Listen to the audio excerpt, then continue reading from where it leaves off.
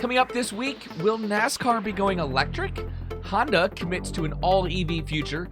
The EPA range for the Ford Mach E GT and GT Performance has been announced, and more.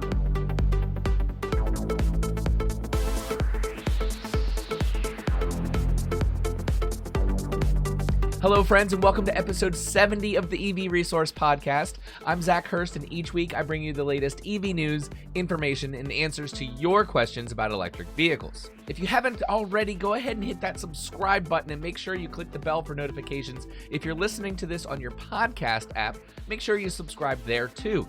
I can see all of the data, and it looks like about 70% of you who are either watching this on YouTube or listening actually don't subscribe. So make sure you hit that so then week after week you'll get notified of the next episode.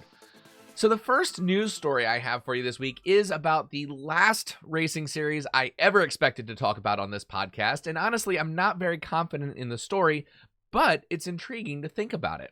NASCAR, the North American Stock Car Series with its roots in hot-rodded bootlegger cars, and arguably one of the pillars of American culture, along with guns and God and the American flag, is considering a new racing series that doesn't include the loud roar of its V8 engines.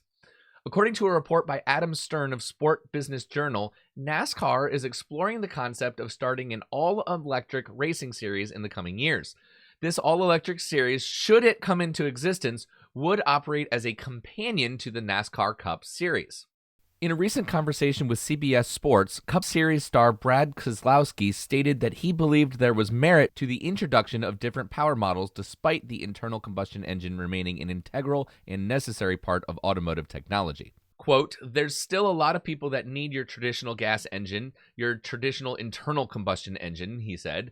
"I would have to think that we're going to see that in NASCAR over the next decade or two, we'll start to see hybrids. We'll have a 550 horsepower engine with some kind of power recovery unit or hybrid system to take advantage of its full capabilities at more limited times," end quote. And exploring alternatives to the V8 engine isn't foreign to NASCAR. In the past, they have sanctioned racing series that take advantage of alternative automotive technologies. The old NASCAR Goodies Dash series, for example, used 4-cylinder and V6 motors in place of the V8 engine. But will we see an all-electric NASCAR vehicle anytime soon? I seriously doubt it. The cultural disconnect between NASCAR fans and EV enthusiasts couldn't be larger. But for us EV folks who are also racing enthusiasts, maybe we'll get a North American Touring Car Championship. Who knows? There is a lot that the future of electric racing could bring. Next, in addition to October being noteworthy because of the EV Resource Electric Festival at Dominion Raceway, and sorry, I couldn't resist the opportunity to plug the event there, October will also see the first curbside EV chargers operational in New York City.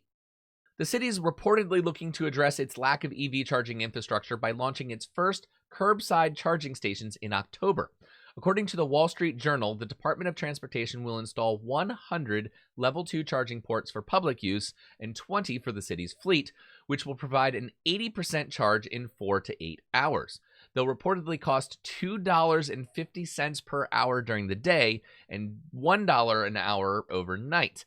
And I don't know about New York City, but at least here in Richmond, Virginia, that would be quite expensive for just level 2 charging. And are you paying as long as you're plugged in, or are you paying only while you're charging? Those are questions that I didn't have answers for in any of the research I was doing on this story.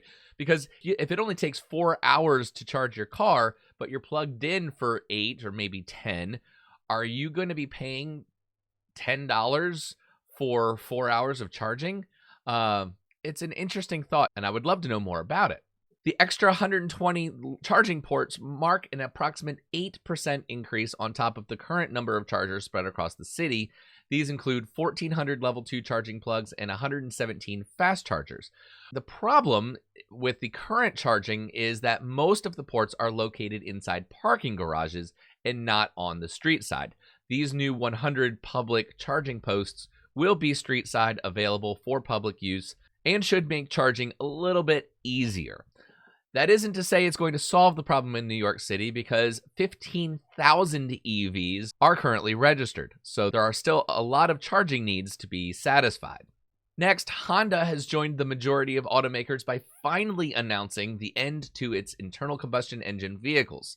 Honda Motor Company has become the first of Japan's automakers to state publicly it will phase out sales of gasoline-powered vehicles completely, setting 2040 as the goal and giving newly minted Chief Executive Officer Toshihiro Mibe a once-in-a-career chance to put his stamp on a firm that can trace its lineage back 84 years. Honda, which has been around for 84 years, it gets about 56% of its revenue from North America and about 1/4 from Asia, example Japan. They've already begun aligning themselves with powerful car makers overseas, last year striking a pact to use GM's battery technology, the Ultium batteries, for vehicles here in North America. Critics of Honda's strategy wonder whether the goal is realistic. Bigger players like Ford Motor Company aren't expecting to be 100% carbon neutral until 2050, and Toyota, of all, one of the bigger automakers in the world, they are saying that hybrids will play a much more important role. So realistic or not, Honda's signaling for an all-electric future is very much in stark contrast to Toyota, who have said that currently they feel it's too soon to be committing to 100% electric vehicles at any time in the future. Audi also made news this week with an announcement to stop manufacturing diesel and petrol cars by 2033. Starting in 2026, Audi plans to only launch all new electric car models while gradually phasing out the production of internal combustion engines until 2023. So it doesn't say that they're going to stop making petrol and diesel cars between 2026 and 2033, because they're going to have existing models they're still going to manufacture and support. They're just not going to invest any more money into creating new ones. And Audi this year is already launching more new electric vehicles than diesel or petrol models, and by 2025, the brand aims to have more than 20 electric models in its lineup. Audi parent company Volkswagen announced an electric offensive earlier this year, saying it would spend 46 billion euro over the next 5 years to dominate the global electric car market. The 12-brand group has vowed to set up 6 battery factories in Europe by the end of the decade as a part of the push, hoping to reduce reliance on Asian battery suppliers. Next, the EPA range estimates for the Ford Mach E GT and GT Performance are in, and the results are looking pretty good. The EPA estimates the range of the GT at 270 miles, while the GT Performance Edition, which has an extra 34 pound-feet of torque for a total of 634 pound-feet, will go 260 miles on a charge. And the GT and GT Performance Editions are only available with the extended range 88 kilowatt-hour battery pack, and both have 2 electric motors, one on each axle, providing all-wheel drive. Now, these estimates are on the higher end among Mach E trim levels, with the GT's 270 miles matching the range of the premium all-wheel drive version with the extended range battery pack. And although the sporty Mach E models can't compete with the 305-mile range of the California Route 1 trim, which uses only a rear-wheel drive setup, both the GT and Performance Edition can travel significantly further than any trim level that's equipped with the standard range battery, which is 68 kilowatt hours. Those are only good for 211 miles of range with the all-wheel drive and 230 miles with rear-wheel drive.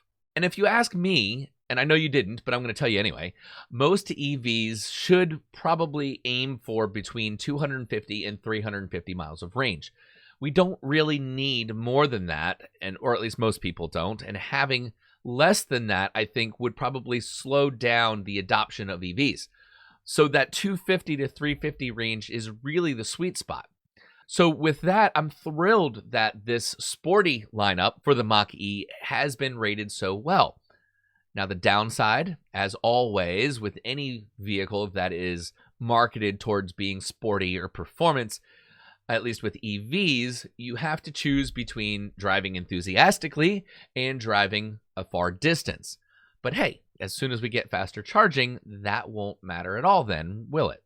And if you choose to drive like the testing in the last news story I have for you this week, you will assuredly not get anywhere close to current EPA estimates for for this vehicle, and that's okay. The YouTube channel Automan TV took the new Volkswagen ID4 GTX, that's the one that has more power, it's 300 horsepower, 299, 300, we'll call it 300, and it's all-wheel drive, so it has the rear-wheel drive motor and the front as well.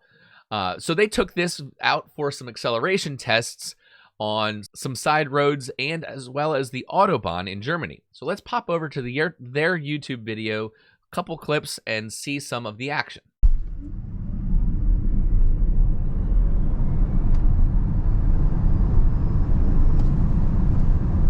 Oh yes, that was a 6.2 seconds, even 0.2% uphill, so corrected time also 6.2. So that means, yeah, it meets the claimed numbers of the factory at 84% state of charge. Yeah, that's 180. And I think the interesting part also is that the car is of course very stable at its top speed. There is some wind picking up, but it's also windy outside today. And nevertheless, I think a quite comfortable ride also at top speed.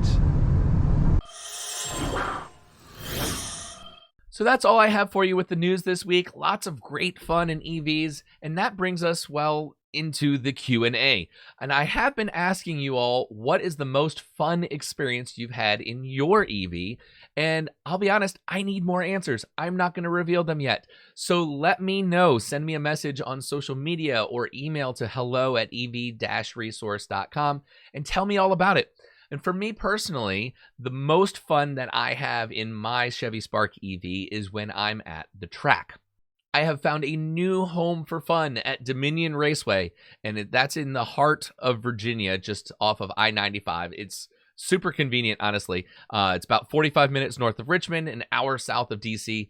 And if you haven't seen it already, check out the hot lap video in the Spark EV that I did. This one was in the rain. The track was very, very wet, but I'm planning on going back up there on July 6th with a new set of Koenig dial-in wheels. They're only 11 pounds. They're super lightweight. You can just pick it up with one hand.